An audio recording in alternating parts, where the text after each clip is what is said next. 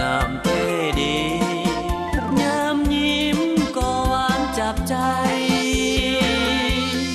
สองพวงแก้มเบ่งบานเหมือนดวงดอกไม้หน้าฮักใครหน้าสวยสมดมแก้มนางได้แต่คิดคำควรเธอลำพันควันเจ้าสั่งงามงามทั้งน้ำใจน้องนั้นงามเหมือนเอื้อยงามบ่มีผิดได้แต่คิดบ่หูจะตัดสินใจสองน้องเอ้ยสร้างงามงามคู่กันไป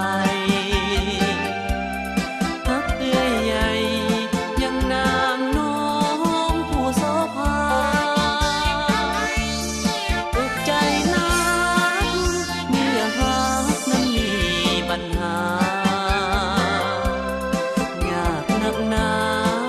เพราะสองคนนั้นงามเหมือนกัน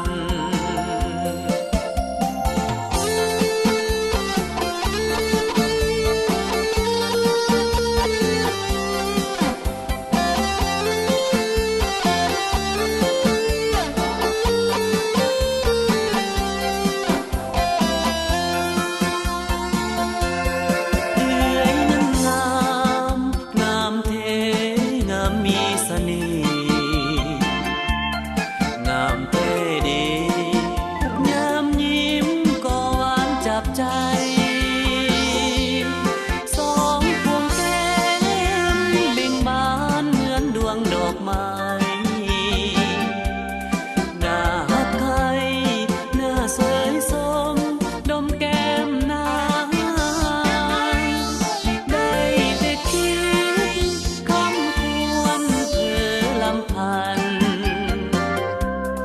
โอ้จอมควันเจ้าสั่งงามงามทั้งน้ำใจ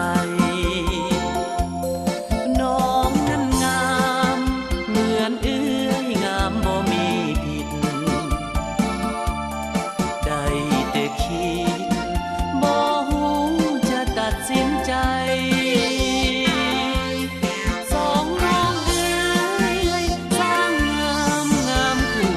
ไปฮักเอื้อยใหญ่ยังนางน้องผู้โสภาอุกใจนักเมื่อฮักนั้นมีปัญหายากนักหนาเพราะสองคน